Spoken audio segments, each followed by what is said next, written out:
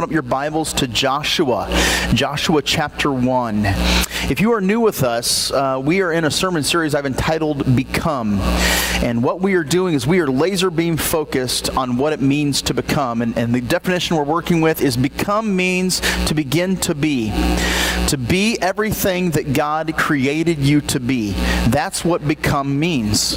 And so I believe with all my heart that there are things that God created you to be. There are things that God created our church to be. And so to help us learn how to begin to be, we are studying and have been studying up until this point the life of Moses. And Moses has been key in teaching us the lessons about what it means to become, to be transformed by God. Moses was a man who, when we first met him, he was timid, he was shy, he felt like a failure, he was not necessarily leadership material. But by the time that we get through with Moses, we see a transformation take place within his life. And that transformation is the fact that God has chiseled him and molded him to be the man that he was supposed to be. Today we turn the page, and now we shift our focus to Joshua. And let me set the stage for you before we begin to read our text for this morning. If you remember, Moses has been the one who was commissioned to go lead the Israelites out of Egypt. He did so. He brought them to the base of Mount Sinai, and the people have been at the base of Mount Sinai for a year while Moses received the law from God and was able to give that to the people. Well, after they left the base of Mount Sinai towards the Promised Land, they were wandering in the wilderness once again because of their lack of belief that God could give them the Promised Land. And so God punished them, making them wander in the wilderness for 40 years so that entire generation that did not believe that God was bigger than the enemies in the land of the promise, that generation would die out and not see the Promised Land.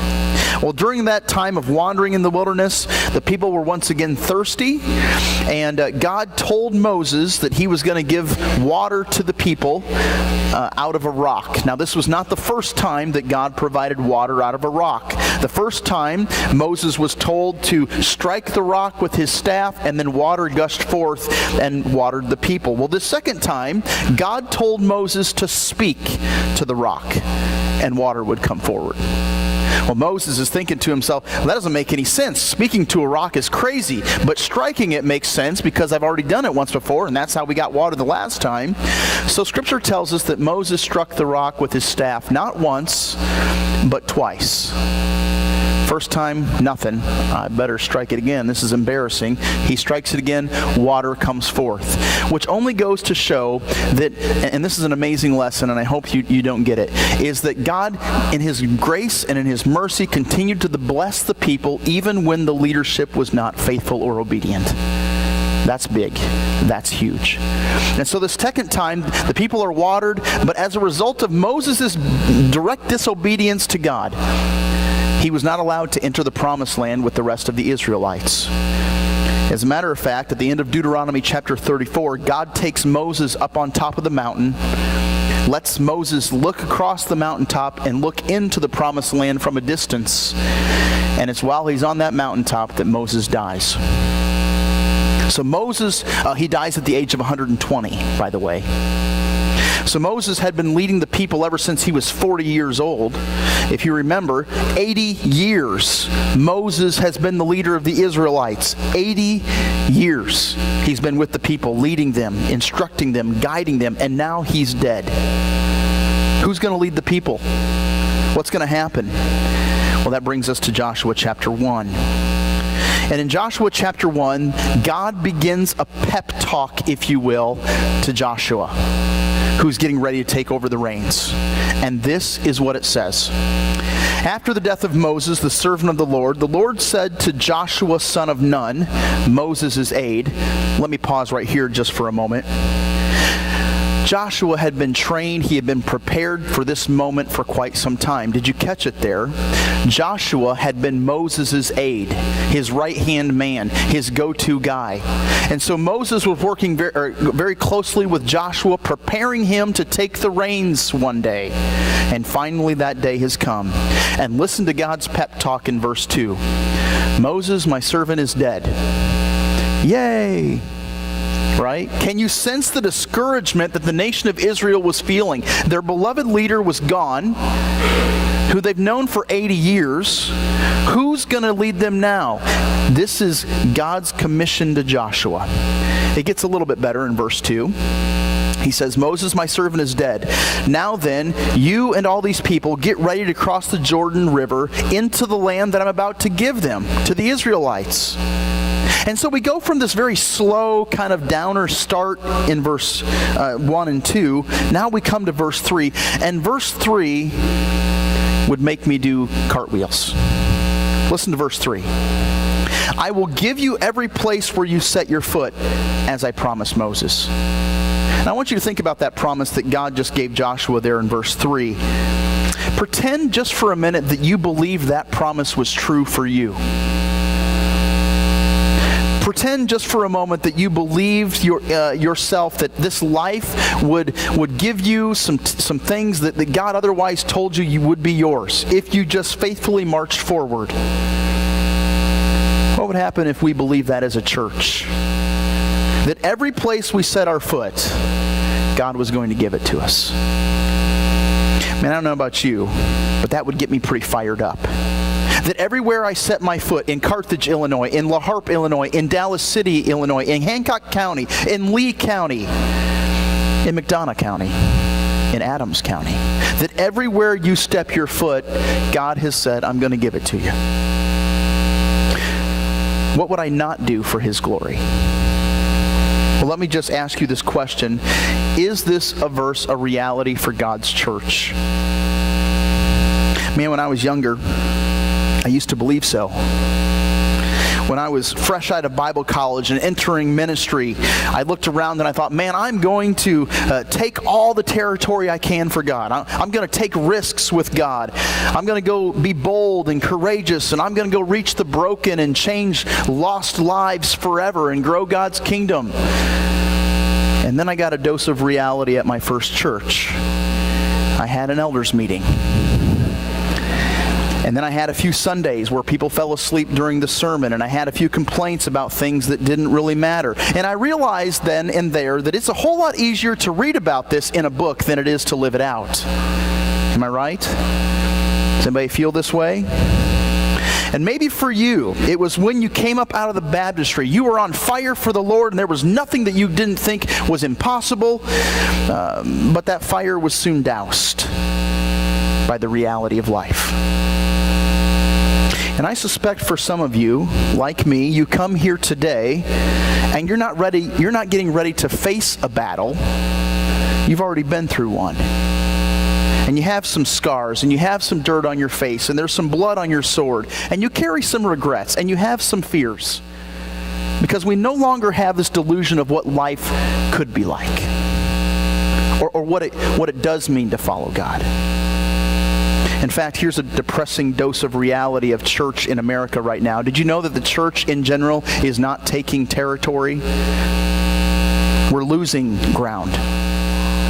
Before we gather again next Sunday to meet, there will be 150 churches that will close its doors. 150 churches will close before we meet again next week. And then the week after that, another 150 churches will close its doors.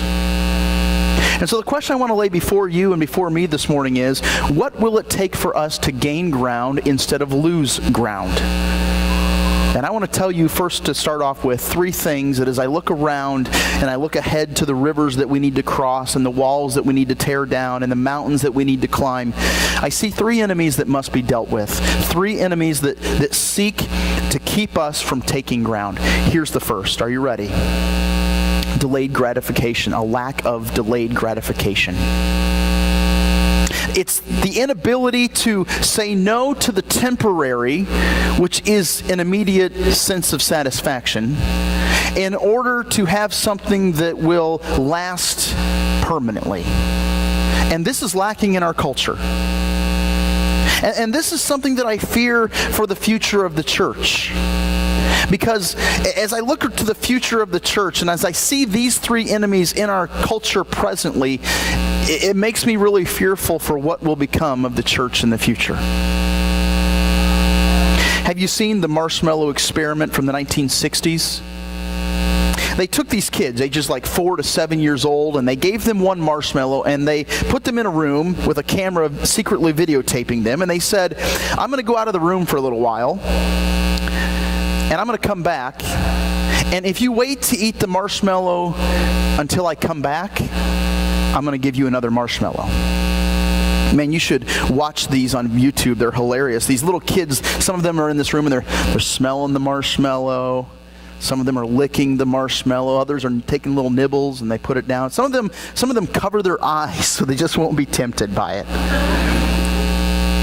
Some of them ate the marshmallow and others did not. But that wasn't the interesting part of the experiment. The interesting part of the experiment came 18 years later when, without exception, those who had delayed gratification, who did not instantly eat the marshmallow but waited until the person came back so they could have a second marshmallow, without exception, all of those who had delayed gratification graduated high school, had a job, all were in college. The success rate of those who had delayed gratification was 100%.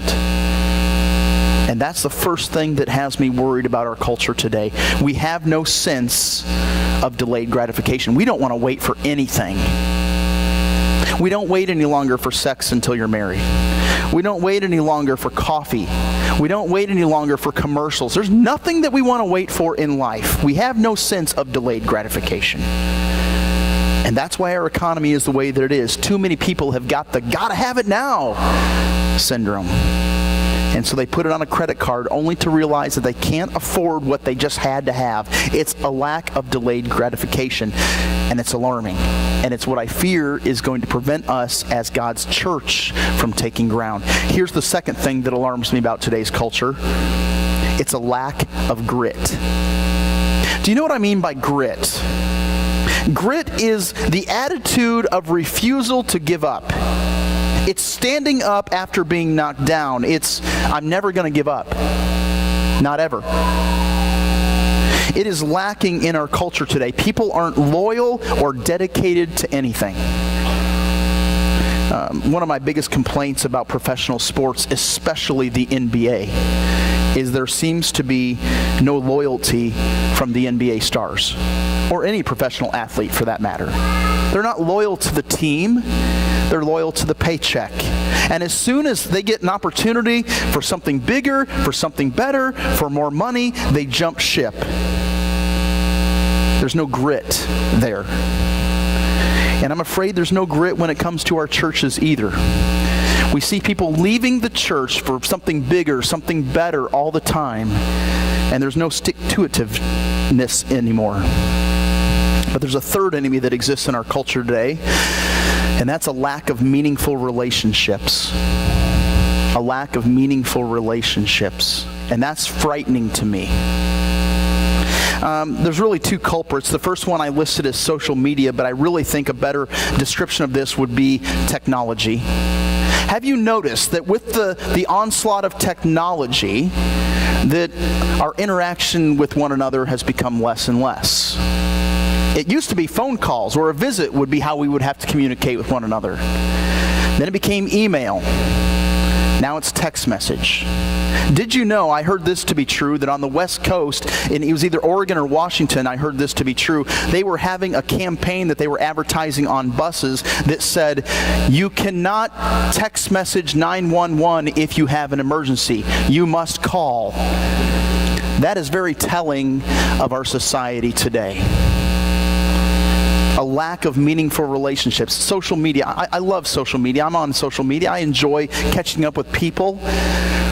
But social media is very telling of our culture as well. I've got 1,500 friends, and I probably know about maybe 300 of them, There's a lack of meaningful relationships, and technology is the first culprit. Here's the second culprit, and this one's a little uncomfortable to talk about, but it needs to be addressed. Pornography is readily available in your pocket at any time you want. Parents, if you have gotten your kids smartphones, you better be monitoring that thing. I'm telling you. We have access to pornography anytime that we want it. And why is this a problem to lack of meaningful relationships? Because each time, and it used to be this was just a problem for men, sadly it's becoming a problem for women as well. Every time you view pornography, you experience one of the greatest levels of intimacy that God created without investing in relationships. And for that reason, pornography is a cancer. So what is the church going to do when we have leaders and followers who lack delayed gratification, who lack grit, who lack the ability to have intimate and close human relationships? Those three things concern me, and I believe the Bible as much as anybody in here, but there's a gap that seems to exist between verse 2 and verse 3 of Joshua chapter 1. The gap between Moses, my servant, is dead, and everywhere you set your foot, I will give you victory. And this gap is nothing new. This gap has been around for quite some time. The pressures of our culture is nothing new. But I have to ask the question again, is this a reality for our church, that every place that we would set our foot, God would give us territory? And what we have to do as a church is we've got to figure out how to bridge the gap between the promises that God makes and the reality of the culture that we're facing. And so what I want to do with the rest of our time very briefly is I want to spend just some time talking about bridging that gap. And I want to do it in three ways. The first way I want to do it is I want you to listen to a secular prophet. The second way that I'm going to do it is I want to talk about what the Bible has to say, and then we're going to close out with some application and some practical advice. The first thing I want to do is I want to show you this video. And what's amazing in this video to me is that there are people who don't even hold a Christian worldview, who understand the importance of church. They themselves are not Christians, but listen to what this guy would say. And the advice comes from the perspective of one of the most elite universities in our nation, from the business department. And I want you to listen to what this guy says.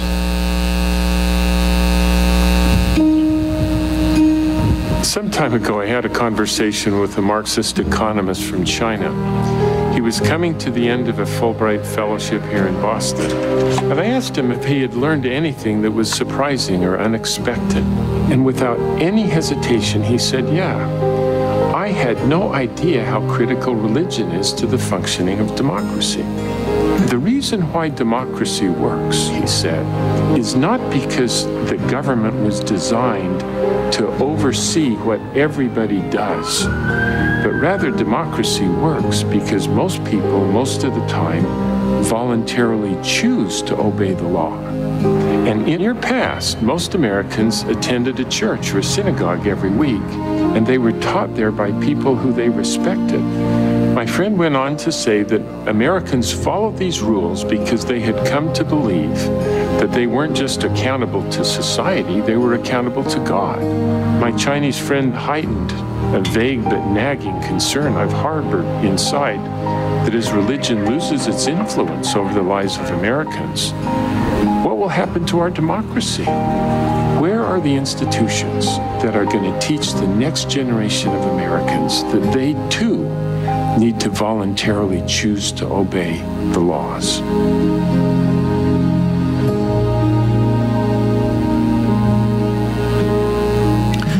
Friends, that video portrays it very clearly what Jesus himself said in the Sermon on the Mount.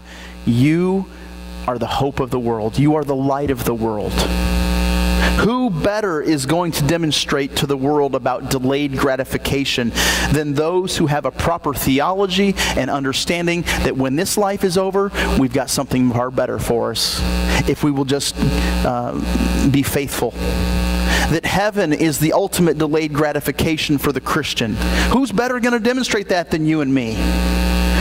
Who is going to teach that true grit is necessary better than those who have a history of martyrs among their ranks? I mean, there are people who are literally dying each and every day for their belief about what the Bible says and about who Jesus is.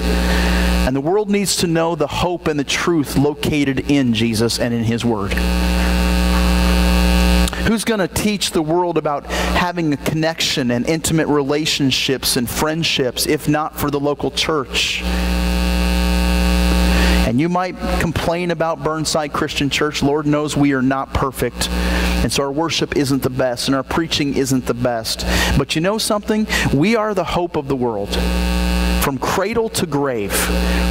There is not any organization that will love indiscriminately and point them towards a hope that will be experienced for all eternity. And so I know you may be tired. I know you may feel like quitting. Perhaps you've experienced a death of Moses in your own life. And something is happening in your life that would seek to discourage you, but I'm here to plead with you. Don't quit. Don't give up. Keep following Jesus. This world needs you. Our community needs us more than they even realize. I mean, a Chinese can recognize it. And there are people in our communities with addictions in their past and divorce looming in the present and financial ruin just around the corner in the future. And they absolutely need our church. Are you tracking with me? Please listen to what God was telling Joshua. Joshua wasn't living with any illusions that where they were going to go was going to be an easy journey. Remember, Joshua had already seen where they were to go. Remember? He was one of the 12 spies that Moses sent out to go seek out the promised land. Joshua saw with his own eyes the thick walls, the giant people, the vast array of weapons. So Joshua knew that it wasn't going to be easy, which is exactly why God said these two things to Joshua that I pray you would hear today and that you would take with you when you leave. It comes directly from the Bible. By the way, when you're facing a problem in life, the Bible is your best resource to go to. And so returning to our text, verse 5 of Joshua chapter 1 is the only thing that will help us bridge the gap successfully between verse 2 and verse 3. And this is what it says. No one will be able to stand against you all the days of your life. As I was with Moses, so I will be with you. I will never leave you, nor will I ever forsake you.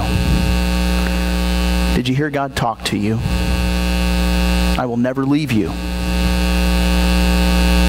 Even though you just got a poor prognosis from the doctor and it's looking rather bleak, even though you and your spouse aren't getting along right now, even though debt collectors won't leave you alone, even though you messed up big time in your relationship with God and you're feeling ashamed and embarrassed, even though you're ashamed to talk about what you did last night or where you were, God's not leaving you. He's not abandoning you. He's not bailing on you. He's not ditching you. He's here for the long haul. And let me just say this, that if you've ever received a calling from God to do a specific task, hear me on this, I have never witnessed a calling of God disappear. I've never seen it go away. I've seen a lot of guys who've given up on their calling. I've seen a lot of preachers quit. I've seen a lot of leaders bail out, a lot of volunteers drop out, but I've never seen God quit calling. Dude, you're a lifer. I'm a lifer. So gird up your loins, strap on your sword, and get back in the battle.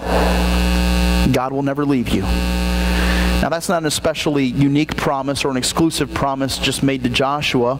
In fact, this promise is quoted in the New Testament in Hebrews chapter 13, verse 5, when it says the exact same thing. I will never desert you, nor will I ever forsake you. The Greek here in the New Testament is really quite interesting. In the Greek, it's not a double negative. It's not, I will not leave you, no. It's not even a triple negative. I will not, no, never leave you. It's not even a quadruple negative. I will not, no, never leave you, no. Guess what it is? It's a quintuple negative. No, I will not, never, no, not ever leave you. That's the emphasis that God is trying to make to you. Can you let that sink into your soul just for a moment? The second thing that God tells to Joshua is found in verse 6. God says to Joshua these four words, be strong and courageous. You understand who God is talking to here, right? Joshua was the general of Moses' army. His name means the Lord saves. He's the guy that we used to sing the song about, 10 were bad and 2 were good. Joshua and Caleb, those were the good guys. This is who God is talking about and saying, commissioning, be strong and be courageous. And God would repeatedly tell Joshua, do not be afraid. He says it at least 3 more times in chapter 1. Look, I know that following God is challenging at times and scary at times, but let's not give up. Let's keep serving together. Let's keep reaching the lost. Let's keep taking territory for God. this seems like a good place as any to talk just a minute to you, senior saints in the room. I value and I appreciate the senior saints, the weather-worn saints, if you will. Because I respect a guy way more who can wield a sword than a guy who can pump iron. And some of you have been battling for Christ for a very long time. And you've set a real example for the rest of us. And so over the years, I've grown to appreciate you so very much. Because you've demonstrated your strength and your stamina. You're faithfully attending week after week, every Sunday, and you've been around here for a long time, and you've been here when things were going great and we were on cloud 9, and you've also been around when things weren't going so great and we've been in the valley. Thank you for your faithfulness and your dedication. I have no doubt that your example has served as an influence to those who are in full-time ministry from Burnside Christian Church. People like Steve Pettit, I guarantee you, would say that my church family helped me make the decision to want to follow Christ and serve Him full-time. Kyle Nelson, who's youth minister at La Harpe, would probably say the same, that it's because of a few faithful saints and their example that I'm serving Christ's youth in Hancock County. Sarah Churchill is another. Connor Ferris, a missionary to Russia. No doubt the influence of our faithful saints have silently spoken volumes to those who are in full-time service today. Thank you. And so as we come to the conclusion of this morning's service, now we're going to lay before you the two questions of application for you to consider. And the first is, how does this apply to me? And the second is, how does this apply to us? Listen, we have territory to take, people. You have territory in your own life. There are enemies in your own life that you face every single day. Enemies of addiction, enemies of behavior and thought that need to be exiled and booted from the promised land. And then there's territory for our church to take. We are not done here at Burnside Christian Church by a long shot. There's much work to be done. There's much ministry to be expanded. And so I pray this morning's sermon has been an encouragement to you, to inspire you, to continue to march forward with strength and courage. Let's pray.